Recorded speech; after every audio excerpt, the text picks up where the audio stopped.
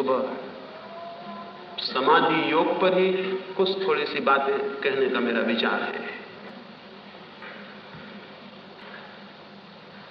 मनुष्य के जीवन में दो ही दिशाएं हैं। वस्तुतः जगत में दो ही दिशाएं हैं।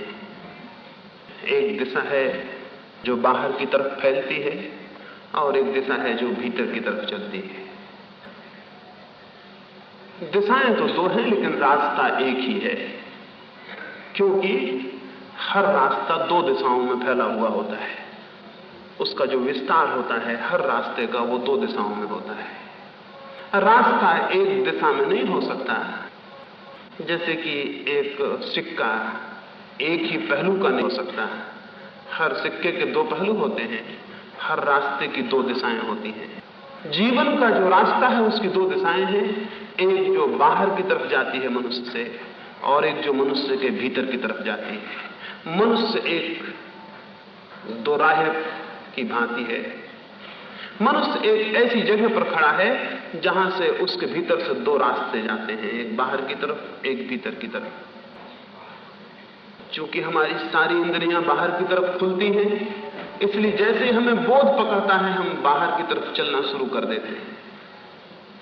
स्वाभाविक हमारी आंखें बाहर देखती हैं, हाथ बाहर छूते हैं, कान बाहर सुनते हैं, मन बाहर के विचार करता है।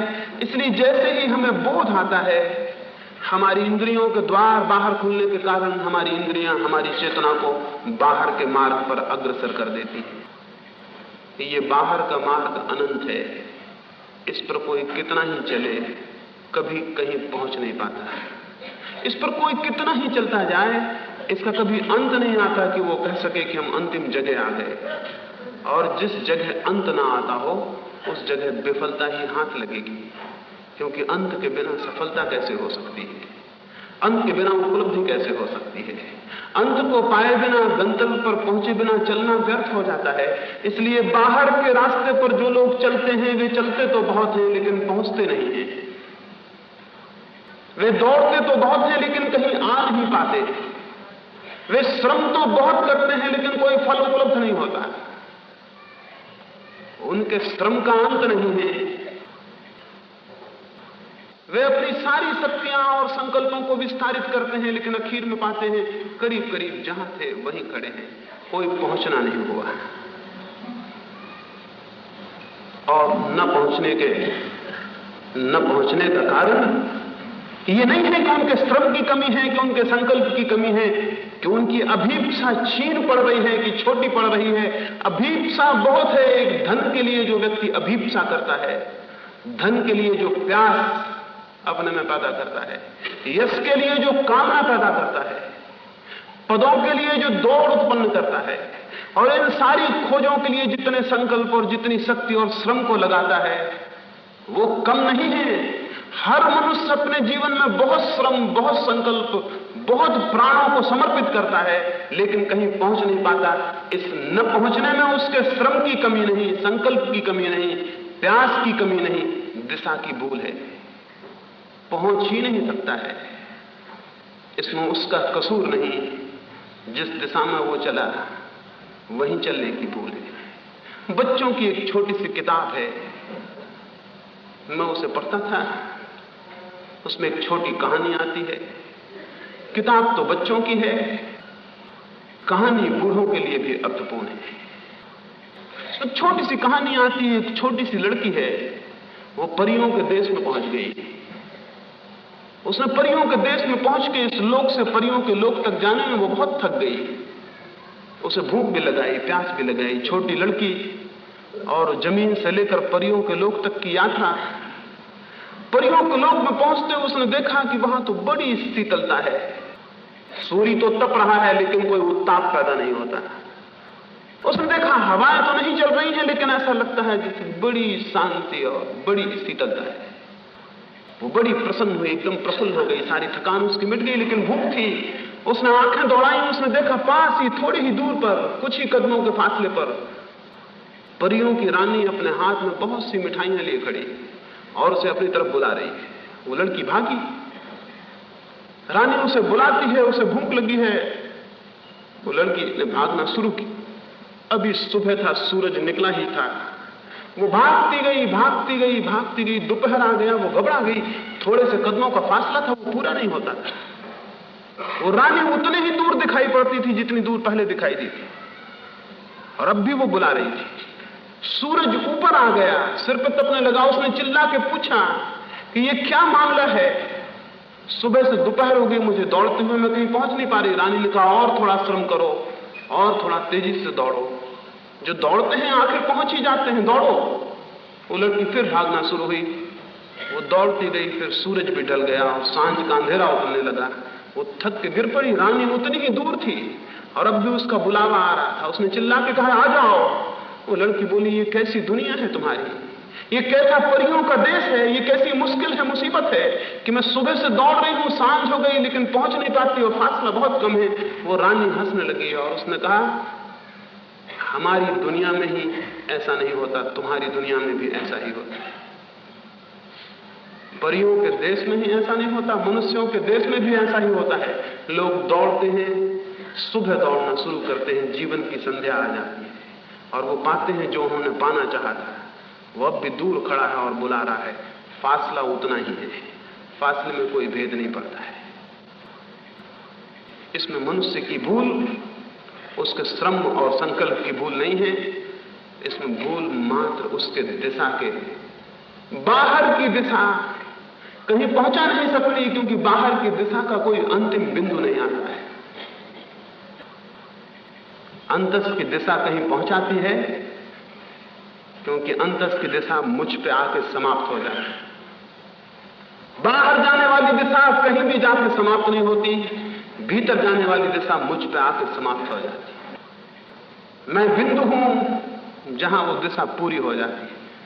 अगर मैं भीतर की तरफ चलूं तो मैं अपने पे पहुंच जाऊंगा, और अगर मैं बाहर की तरफ चलूं तो मैं कहीं भी नहीं पहुंच पाऊंगा। और बड़े रहस्य की बात यह है कि जो अपने पे पहुंच जाते हैं, बड़े रहस्य की बात यह है कि वो उस छोटे से अणु को जान लेते हैं जो उनके भीतर है, उस चैतन्य के बिंदु को अनुभव कर लेते हैं जो वो है। वे सब जगह पहुंच जाते हैं, क्योंकि उस चैतन्य का अनुभव, उस एक अणु का अनुभव उन्हें विराट ब्रह्म में प्रतिष्ठित कर देता है।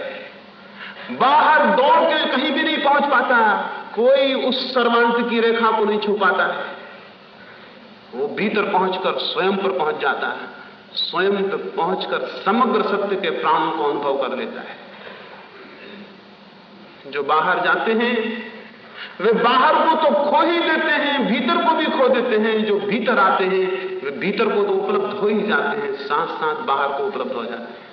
स्वयं पर पहुंचकर मनुष्य आत्मा का अनुभव करता है।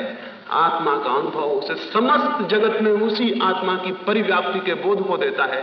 वो परिव्याप्ति का बोध परमात्मा का बोध है। स्वयं पर आकर आत्मा का अनुभव है, आत्मा का अनुभव उसे परमात्मा बोध में प्रतिष्ठित कर देता है। स्वयं को पाके सबको पा लिया जाता है, स्वयं को खोकर सब खो दिया जाता है।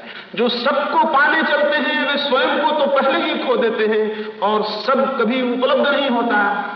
और जो सबकी फिक्र छोड़ के स्वयं को पाने चलते हैं वे पहले स्वयं को तो पा ही लेते हैं, और स्वयं के भीतर से सबको पाने का सूत्र, आधार बिंदु, आधार भूमि उनकी पकड़ में आ जाती है। इसलिए यह दिखाई पड़ता है कि जिनके पास कुछ नहीं उनके पास सब कुछ मालूम होता है, और इसलिए यह अनुभव होता है कि जिनके पास सब है उनके पास कुछ भी मालूम नहीं होता। महावीर के पास, बुद्ध के पास, क्राइस्ट के पास क्या था? उपलब्धि की भाषाओं में सोचे तो उनके पास कुछ भी नहीं है। उन जैसे दरिद्र लोग इस जमीन पर कभी नहीं हुए, लेकिन अगर अंतस की भाषा में देखें तो उनके पास सब है।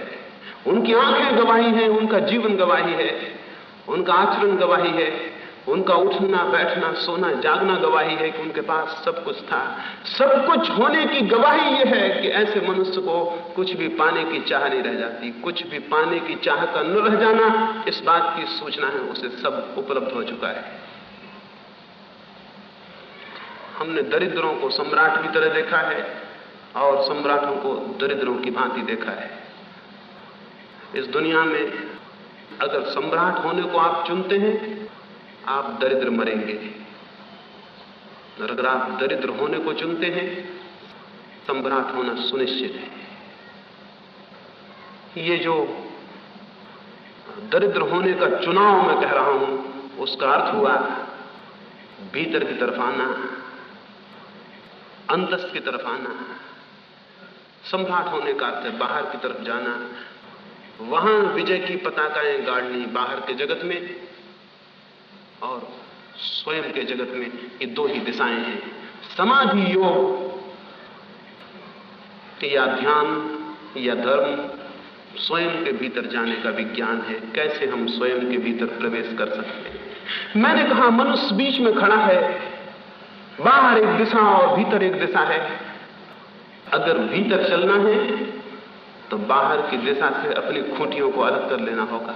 जब कोई नाविक किसी समुद्र में यात्रा को निकलता है तो इसके पहले कि वो पतवार चलाए, जरूरी है कि वो नाव की जंजीरों को खोल ले जो कि तट से बंधी है। जो मनुष्य भीतर की तरफ जाना चाहता है उसे बाहर के जगत से अपनी जंजीरों को खोल लेना पड़ेगा। और अगर वो जंजीरें खोलना भूल जाए तो भीतर कितनी ही दौड़ धूप करे, भीतर भी कहीं नहीं पहुंच सकेगा। बाहर इसलिए कहीं नहीं पहुंच सकता कि बाहर का कोई अंत नहीं है। भीतर जो लोग चेष्टा करते हैं वे अगर असफल होते हो तो उन्हें जानना चाहिए कि असफलता का कारण ये होगा कि उन्होंने बाहर से जंजीरें नहीं खोली। बाहर से हम किन जंजीरों से बंधे, कौन सी जंजीरें हमें बांधे हैं, इसकी मैं चर्चा करूं। उसके पहले एक छोटी सी कहानी कहूं, उससे मेरी बात समझ आ सके। एक रात कुछ मित्रों ने देर तक शराब पी और फिर उन्होंने सोचा कि हम नाव पर जाएं और झील पर यात्रा करें। वे गए, उन्होंने नाव पर बैठे, उन्होंने पतवारें उठाई, उन्होंने पतवारें चलाई। काफी रात तक, वे बहुत देर तक, पूरे चांद की रात थी, वे नाव चलाते रहे। और फिर जब सुबह की ठंडी हवाएं आने लगी तो उन्हें ख्याल आया कि अब तो सुबह होने को है, अब हम वापस लौट चले। तो उनमें से एक ने कहा कि मैं जरा नीचे तट पर उतर कर देखूं कि हम कितनी दूर निकल आए हैं, रात भर यात्रा की है, फिर हम वापस लौटे। उसने नीचे उतर के कहा और उसने चिल्ला के कहा, मित्रों भूल हो गई, हम कहीं वापस लौटने का सवाल ही नहीं है, हम वहीं खड़े हुए हैं। हम नाव की खूंटियों से जंजीर छोड़ना रात भूल गए। हमने पतवार तो चलाई, हमने श्रम तो किया, लेकिन हम कहीं पहुंचे नहीं, क्योंकि नाव तो बंधी हुई है। तो जो व्यक्ति भीतर के जगत में प्रवेश करना चाहे, अगर वो न समझ पाए कि किन खूंटियों से उसकी मन की जंजीरें बाहर से बंधी हैं, तो उसकी सब चेष्टा व्यर्थ हो जाएगी, उसकी प्रार्थनाएं निष्फल हो जाएंगी, उसकी पूजाएं मिट्टी में मिल जाएंगी, उसकी साधना सिवाय विफलता के और कुछ भी नहीं लाएगी। और तब एक और भी बड़ा फ्रस्ट्रेशन पैदा होता है, तब एक और भी बड़ी घबराहट और बेचैनी पैदा होती है। बाहर सफलता मिलती नहीं और भीतर भी सफलता ना मिले तो आदमी इतना घबरा जाता है, इतना बेचैन हो जाता है, इतनी परेशानी में पड़ जाता है जिसका कोई हिसाब नहीं है। इस दुनिया में वे लोग जो बाहर असफल होते हैं, उनका संताप, उनका एंग्विश इतना नहीं होता जितना जो लोग भीतर की दुनिया में भी असफल हो जाते हैं, उनकी पीड़ा को आप अनुभव नहीं कर सकते। न मालूम देश के कोने कोने में कितने साधुओं ने मुझसे एकांत में ये कहा है कि हम बहुत बेचैन हैं, बहुत घबराए हुए हैं, बाहर की दुनिया हमने छोड़ दी, भीतर की दुनिया में कुछ मिलता नहीं मालूम होता। हम बहुत लटके हुए रह गए हैं, हम बहुत त्रसंकु की स्थिति में हो गए हैं। हमें समझ में नहीं आता कि हमने कोई गलती तो नहीं कर ली है, कहीं ये तो नहीं हो गया कि हमने भूल कर ली, वो बाहर की दुनिया ही ठीक रही हो, क्योंकि भीतर कुछ उपलब्ध नहीं होता। बाहर ये सोच के कि कुछ उपलब्ध होगा नहीं, छोड़ दिया। भीतर वर्षों से मेहनत करते हैं, कुछ उपलब्ध नहीं होता। उन सब से मैंने ये कहा कि थोड़ा अपने नाव के नीचे उतर के किनारे पर देख लें, कहीं जंजीरें बंधी होंगी, इसलिए पहुंचना भीतर नहीं हो पा रहा है। कौन सी जंजीरें हैं, संक्षिप्त में उनकी थोड़ी सी बात करूंगा, उससे ही समाधि योग को समझने में सहायता मिलेगी और भीतर के प्रवेश की संभावना का द्वार खुलेगा। पहली बात, हम बाहर के जगत से किस बात से जुड़े। एक क्षण को कल्पना करें, अगर मनुष्य के पास कोई भाषा ना हो और वाणी ना हो तो सब मनुष्य एक दूसरे से टूट जाएंगे। अगर मनुष्य के पास कोई भाषा ना हो और वाणी ना हो तो सब मनुष्य एक दूसरे से टूट जाएंगे, बाहर के जगत से उनका कोई संबंध नहीं रह जाएगा। मुखरता जगत से जोड़े हुए है, मौन जगत से तोड़ता है। जिस व्यक्ति को भीतर प्रवेश करना हो उसे मुखरता की जगह, वाणी की जगह मौन को साधना होगा। उसे शब्द की जगह निशब्द को साधना होगा। उसे बोलने की जगह न बोलने की दिशा में गति करनी होगी, क्योंकि हम जोड़ते हैं भाषा से, बोलने से, वाणी से। बाहर से कौन जोड़े हुए है? शब्द जोड़े हुए हैं, वाणी जोड़े हुए हैं, भाषा जोड़े हुए हैं। तो जो व्यक्ति निरंतर निरंतर वाणी से घिरा हुआ है वो व्यक्ति क्रमशः ये भूल जाएगा कि मौन होने की भी एक कला है, चुप हो जाने का भी एक रहस्य है। जो लोग चुप हो जाते हैं वे उन सत्यों को पा लेते हैं जिन सत्यों को बोलकर न बताया जा सकता किसी को, न किसी के बोलने से कभी समझा जा सकता है। पहली खूंटी जो बाहर के जगत से हमें जोड़े हुए है वो वाणी की है। इसलिए समाधि योग का प्रथम चरण है मौन।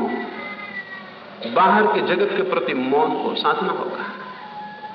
थोड़ा हम ये समझ लें कि बाहर के जगत से हम इतने ज्यादा बातचीत में क्यों होना चाहते हैं। क्या आपने कभी ख्याल किया है कि जब कोई आदमी पागल हो जाता है तो वो 24 घंटे बातचीत करने लगता है? क्या कभी ये ख्याल किया है कि कोई मौजूद ना भी हो तब भी वो बातचीत किया जाएगा? आप तो जब कोई मौजूद होता है तब बात करते हैं, पागल तब भी बात करता है जब कोई मौजूद नहीं होता। लेकिन आप अपने में और उसमें बहुत ज्यादा फर्क मत समझना। वो जो आदमी मौजूद है जिसकी मौजूदगी में आप बात करते हैं वो तो केवल बहाना है, आपको बात करनी ही है। वो जो आदमी मौजूद है जिससे आप बात कर रहे हैं वो तो केवल बहाना है। आपको तो बात करनी ही है। वो ना होगा तो दूसरा काम देगा, तो वो नहीं होगा तो तीसरा काम देगा। कोई ना कोई मिलेगा, कोई ना कोई को आप पकड़ेंगे और बात शुरू करेंगे। उस बात करने में जिससे आप बात कर रहे हैं उसका कोई मूल्य नहीं है सिवाय इसके कि जिससे खूंटी पे कोई कपड़ा टांग देता है। वैसे हर आदमी एक दूसरे पे अपनी वाणी टांग रहा है, अपना विचार टांग रहा है। उसकी जो आकांक्षा है वो उस दूसरे से कोई प्रयोजन नहीं है। प्रयोजन तो उसके भीतर चल रहे हैं वेग विचारों के। वो उनको किसी तरह खाली करना चाहता है, उन्हें फेंक देना चाहता है। मैंने सुना है पश्चिम के एक बहुत बड़े मनोवैज्ञानिक जुंग के पागल खाने में 2 पागल दाखिल हुए। वे दोनों विचारशील थे, दोनों पंडित थे, दोनों ने किताबें लिखी थी, फिर वे पागल हो गए थे। और अक्सर पंडित पागल हो जाते हैं। असल में पांडित्य जो है पागलपन का ही एक प्रारंभिक रूप है।